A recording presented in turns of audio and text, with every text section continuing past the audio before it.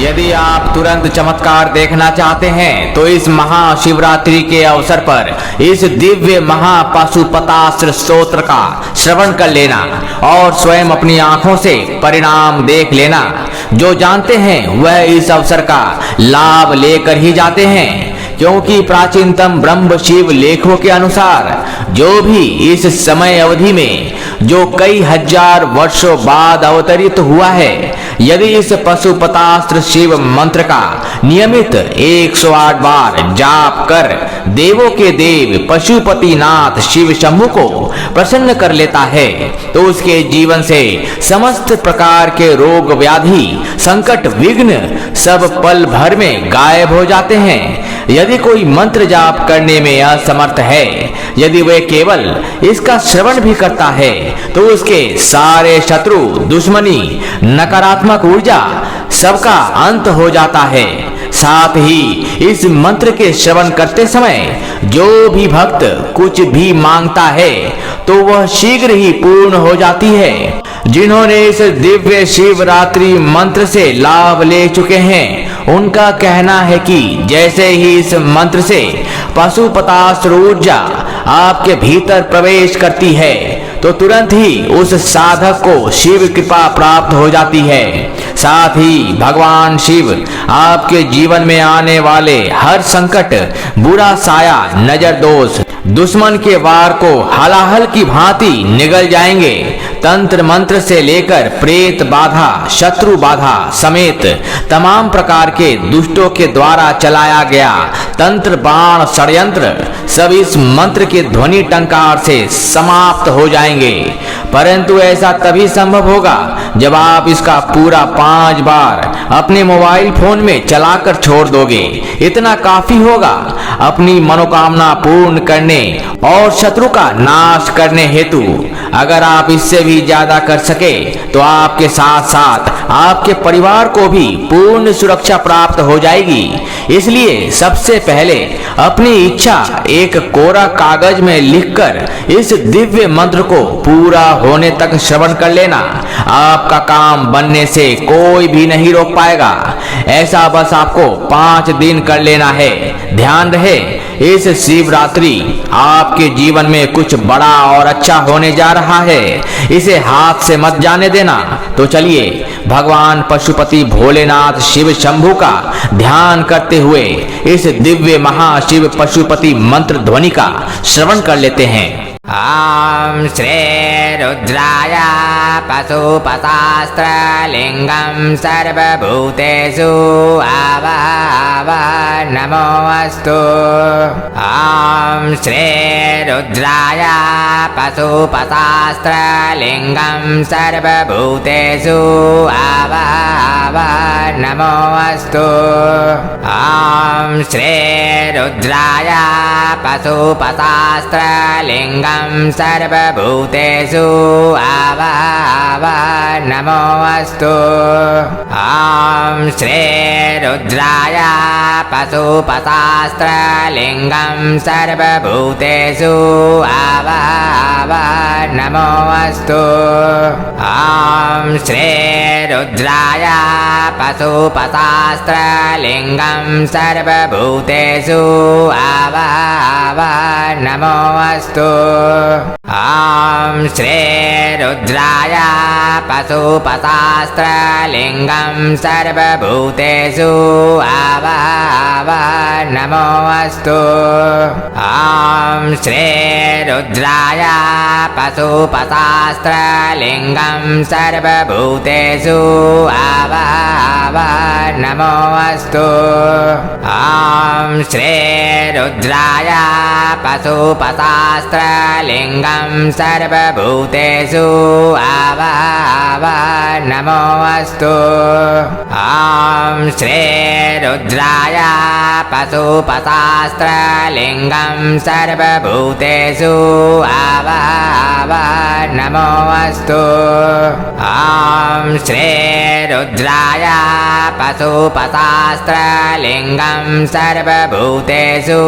आवाहं नमोऽस्तु ॐ श्रीरुद्राय पशुपतास्त्रलिङ्गं सर्वभूतेषु आवाहं नमोऽस्तु ॐ श्रीरुद्राय पशुपतास्त्रलिङ्गं सर्वभूतेषु आवाहं नमोऽस्तु ॐ श्रीरुद्राय पशुपतास्त्रलिङ्गं सर्वभूतेषु आवाहं नमोऽस्तु ॐ श्रीरुद्राय पशुपतास्त्रलिङ्गं सर्वभूतेषु आवाहं नमोऽस्तु ॐ श्रीरुद्राय पशुपतास्त्रलिङ्गं सर्वभूतेषु आवाहं नमोऽस्तु ॐ श्रीरुद्राय पशुपतास्त्रलिङ्गं सर्वभूतेषु आवाहं नमोऽस्तु ॐ श्रीरुद्राय पशुपतास्त्रलिङ्गं सर्वभूतेषु आवाहं नमोऽस्तु ॐ श्रीरुद्राय पशुपतास्त्रलिङ्गं सर्वभूतेषु आवाहं नमोऽस्तु ॐ श्रीरुद्राय पशुपतास्त्रलिङ्गं सर्वभूतेषु आवाहं नमोऽस्तु ॐ श्रीरुद्राय पशुपतास्त्रलिङ्गं सर्वभूतेषु आवाहं नमोऽस्तु ॐ श्रीरुद्राय पशुपतास्त्रलिङ्गं सर्वभूतेषु आवाहं नमोऽस्तु ॐ श्रीरुद्राय पशुपतास्त्रलिङ्गं सर्वभूतेषु आवाहं नमोऽस्तु ॐ श्रीरुद्राय पशुपतास्त्रलिङ्गं सर्वभूतेषु आवाहं नमोऽस्तु ॐ श्रीरुद्राय पशुपतास्त्रलिङ्गं सर्वभूतेषु आवाहं नमोऽस्तु ॐ श्रीरुद्राय पशुपतास्त्रलिङ्गं सर्वभूतेषु आवाहं नमोऽस्तु ॐ श्रीरुद्राय पशुपतास्त्रलिङ्गं सर्वभूतेषु आवाहं नमोऽस्तु ॐ श्रीरुद्राय पशुपतास्त्रलिङ्गं सर्वभूतेषु आवाहं नमोऽस्तु ॐ श्रीरुद्राय पशुपतास्त्रलिङ्गं सर्वभूतेषु आवाहं नमोऽस्तु ॐ श्रीरुद्राय पशुपतास्त्रलिङ्गं सर्वभूतेषु आवाहं नमोऽस्तु ॐ श्रीरुद्राय पशुपतास्त्रलिङ्गं सर्वभूतेषु आवाहं नमोऽस्तु ॐ श्रीरुद्राय पशुपतास्त्रलिङ्गं सर्वभूतेषु आवाहं नमोऽस्तु ॐ श्रीरुद्राय पशुपतास्त्रलिङ्गं सर्वभूतेषु नमोऽस्तु ॐ श्री रुद्राय पशुपतास्त्रलिङ्गं सर्वभूतेषु नमोऽस्तु ॐ श्री रुद्राय पशुपतास्त्रलिङ्गं सर्वभूतेषु नमोऽस्तु ॐ श्री रुद्राय पशुपतास्त्रलिङ्गं सर्वभूतेषु नमोऽस्तु ॐ श्री रुद्राय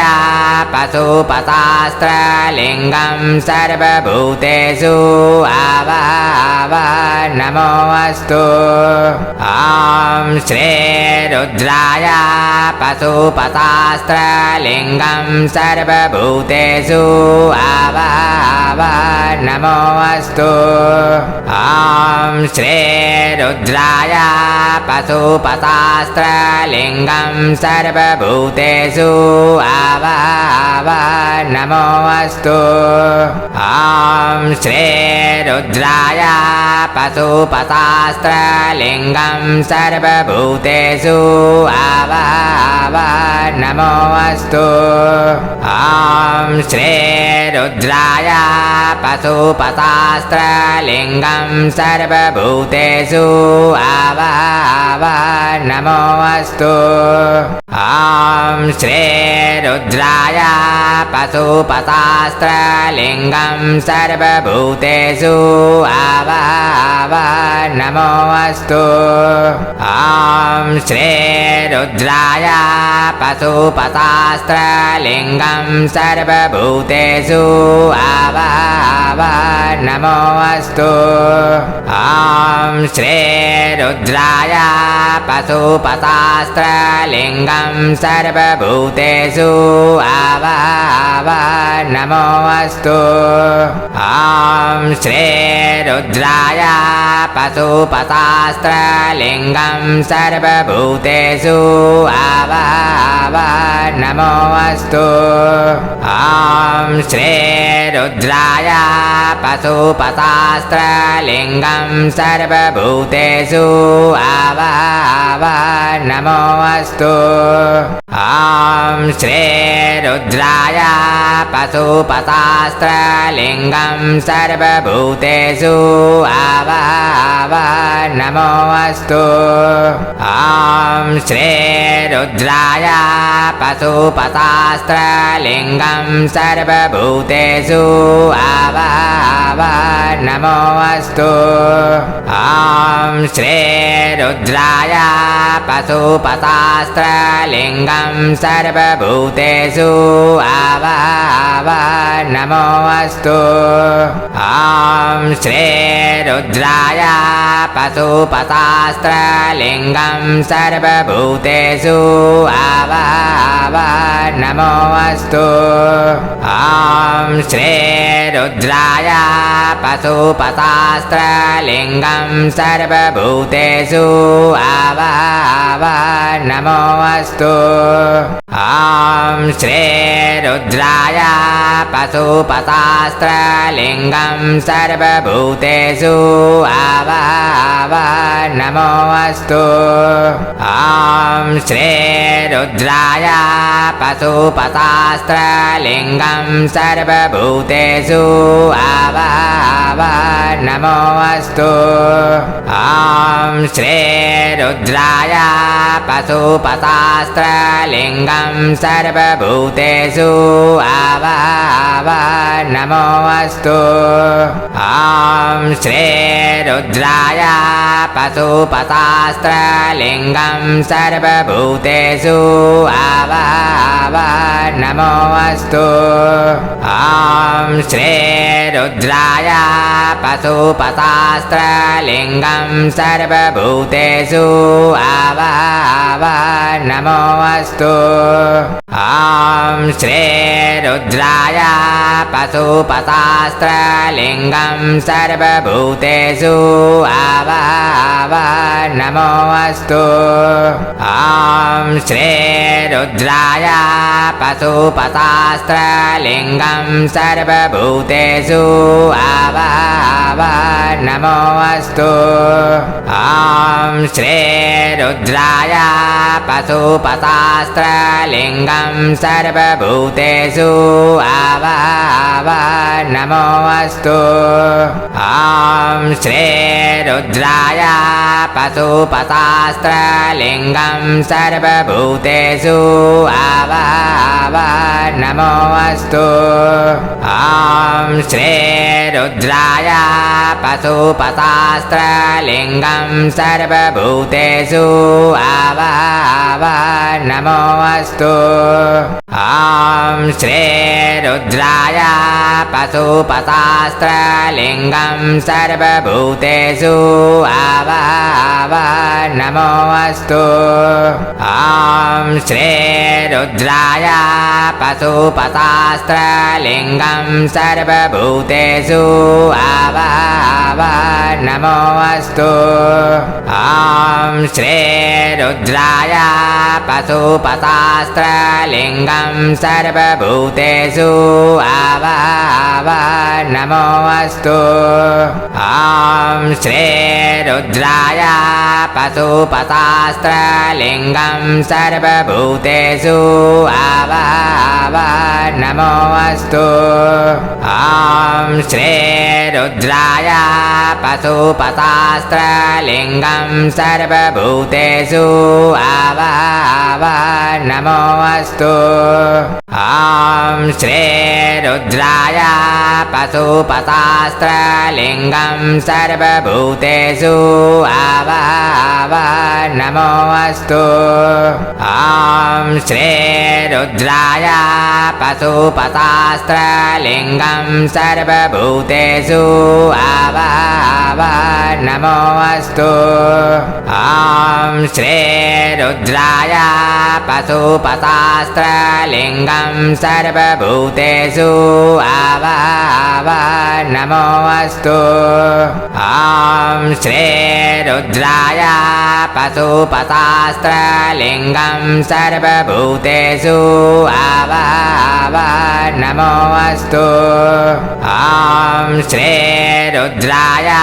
पशुपतास्त्रलिङ्गं सर्वभूतेषु नमोऽस्तु ॐ श्री रुद्राय पशुपतास्त्रलिङ्गं सर्वभूतेषु नमोऽस्तु ॐ श्री रुद्राय पशुपतास्त्रलिङ्गं सर्वभूतेषु नमोऽस्तु ॐ श्री रुद्राय पशुपतास्त्रलिङ्गं सर्वभूतेषु नमोऽस्तु ॐ श्री रुद्राय पशुपतास्त्रलिङ्गं सर्वभूतेषु नमोऽस्तु ॐ श्री रुद्राय पशुपतास्त्रलिङ्गं सर्वभूतेषु नमोऽस्तु ॐ श्री रुद्राय पशुपतास्त्रलिङ्गं सर्वभूतेषु नमोऽस्तु ॐ श्री रुद्राय पशुपतास्त्रलिङ्गं सर्वभूतेषु नमोऽस्तु ॐ श्री रुद्राय पशुपतास्त्रलिङ्गं सर्वभूतेषु नमोऽस्तु ॐ श्री रुद्राय पशुपतास्त्रलिङ्गं सर्वभूतेषु नमोऽस्तु ॐ श्रीरुद्राय पशुपतास्त्रलिङ्गं सर्वभूतेषु नमोऽस्तु ॐ श्रीरुद्राय पशुपतास्त्रलिङ्गं सर्वभूतेषु नमोऽस्तु ॐ श्रीरुद्राय पशुपतास्त्रलिङ्गं सर्वभूतेषु नमोऽस्तु ॐ श्रीरुद्राय पशुपतास्त्रलिङ्गं सर्वभूतेषु नमोऽस्तु ॐ श्रीरुद्राय पशुपतास्त्रलिङ्गं सर्वभूतेषु नमोऽस्तु ॐ श्रीरुद्राय पशुपतास्त्रलिङ्गं सर्वभूतेषु नमोऽस्तु ॐ श्रीरुद्राय पशुपतास्त्रलिङ्गं सर्वभूतेषु नमोऽस्तु ॐ श्रीरुद्राय पशुपतास्त्रलिङ्गं सर्वभूतेषु नमोऽस्तु ॐ श्रीरुद्राय पशुपतास्त्रलिङ्गं सर्वभूतेषु नमोऽस्तु ॐ श्रीरुद्राय पशुपतास्त्रलिङ्गं सर्वभूतेषु नमोऽस्तु ॐ श्रीरुद्राय पशुपतास्त्रलिङ्गं सर्वभूतेषु नमोऽस्तु ॐ श्रीरुद्राय पशुपतास्त्रलिङ्गं सर्वभूतेषु नमोऽस्तु ॐ श्रीरुद्राय पशुपतास्त्रलिङ्गं सर्वभूतेषु नमोऽस्तु ॐ श्रीरुद्राय पशुपतास्त्रलिङ्गं सर्वभूतेषु नमोऽस्तु ॐ श्रीरुद्राय पशुपतास्त्रलिङ्गं सर्वभूतेषु नमोऽस्तु ॐ श्रीरुद्राय पशुपतास्त्रलिङ्गं सर्वभूतेषु नमोऽस्तु ॐ श्रीरुद्राय पशुपतास्त्रलिङ्गं सर्वभूतेषु नमोऽस्तु ॐ श्रीरुद्राय पशुपतास्त्रलिङ्गं सर्वभूतेषु नमोऽस्तु ॐ श्रीरुद्राय पशुपतास्त्रलिङ्गं सर्वभूतेषु नमोऽस्तु ॐ श्रीरुद्राय पशुपतास्त्रलिङ्गं सर्वभूतेषु नमोऽस्तु ॐ श्रीरुद्राय पशुपतास्त्रलिङ्गं सर्वभूतेषु नमोऽस्तु ॐ श्रीरुद्राय पशुपतास्त्रलिङ्गं सर्वभूतेषु नमोऽस्तु ॐ श्रीरुद्राय पशुपतास्त्रलिङ्गं सर्वभूतेषु आवाहयामि नमोऽस्तु ॐ श्रीरुद्राय पशुपतास्त्रलिङ्गं सर्वभूतेषु आवाहयामि नमोऽस्तु ॐ श्रीरुद्राय पशुपतास्त्रलिङ्गं सर्वभूतेषु आवाहयामि नमोऽस्तु ॐ श्रीरुद्राय पशुपतास्त्रलिङ्गं सर्वभूतेषु आवाहयामि नमोऽस्तु ॐ श्रीरुद्राय पशुपतास्त्रलिङ्गं सर्वभूतेषु आवाहयामि नमोऽस्तु ॐ श्रीरुद्राय पशुपतास्त्रलिङ्गं सर्वभूतेषु आवाहयामि नमोऽस्तु ॐ श्रीरुद्राय पशुपतास्त्रलिङ्गं सर्वभूतेषु आवाहयामि नमोऽस्तु ॐ श्रीरुद्राय पशुपतास्त्रलिङ्गं सर्वभूतेषु आवाहयामि नमोऽस्तु ॐ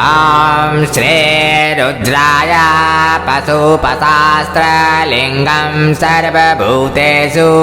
आवाहयामि नमोऽस्तु ॐ श्रीरुद्राय पशुपतास्त्रलिङ्गं सर्वभूतेषु आवाहयामि नमोऽस्तु ॐ श्रीरुद्राय पशुपतास्त्रलिङ्गं सर्वभूतेषु आवाहयामि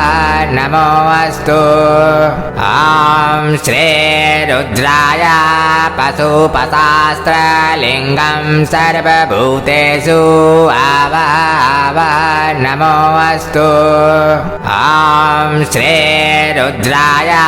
पशुपतास्त्रलिङ्गं सर्वभूतेषु आवाहयामि नमोऽस्तु ॐ श्रीरुद्राय पशुपतास्त्रलिङ्गं सर्वभूतेषु आवाहयामि नमोऽस्तु ॐ श्रीरुद्राय पशुपतास्त्रलिङ्गं सर्वभूतेषु आवाहयामि नमोऽस्तु ॐ श्रीरुद्राय पशुपतास्त्रलिङ्गं सर्वभूतेषु आवाहयामि नमोऽस्तु ॐ श्रीरुद्राय पशुपतास्त्रलिङ्गं सर्वभूतेषु आवाहयामि नमोऽस्तु ॐ श्रीरुद्राय पशुपतास्त्रलिङ्गं सर्वभूतेषु आवाहयामि नमोऽस्तु ॐ श्रीरुद्राय पशुपतास्त्रलिङ्गं सर्वभूतेषु आवाहयामि नमोऽस्तु ॐ श्रीरुद्राय पशुपतास्त्रलिङ्गं सर्वभूतेषु आवाहयामि नमोऽस्तु ॐ श्रीरुद्राय पशुपतास्त्रलिङ्गं सर्वभूतेषु आवाहयामि नमोऽस्तु ॐ श्रीरुद्राय पशुपतास्त्रलिङ्गं सर्वभूतेषु आवाहयामि नमोऽस्तु ॐ श्रीरुद्राय पशुपतास्त्रलिङ्गं सर्वभूतेषु आवाहयामि नमोऽस्तु ॐ श्रीरुद्राय पशुपतास्त्रलिङ्गं सर्वभूतेषु आवाहयामि नमोऽस्तु ॐ श्रीरुद्राय पशुपतास्त्रलिङ्गं सर्वभूतेषु नमोऽस्तु ॐ श्रीरुद्राय पशुपतास्त्रलिङ्गं सर्वभूतेषु नमोऽस्तु ॐ श्रीरुद्राय पशुपतास्त्रलिङ्गं सर्वभूतेषु नमोऽस्तु ॐ श्रीरुद्राय पशुपतास्त्रलिङ्गं सर्वभूतेषु नमोऽस्तु ॐ श्रीरुद्राय पशुपतास्त्रलिङ्गं सर्वभूतेषु नमोऽस्तु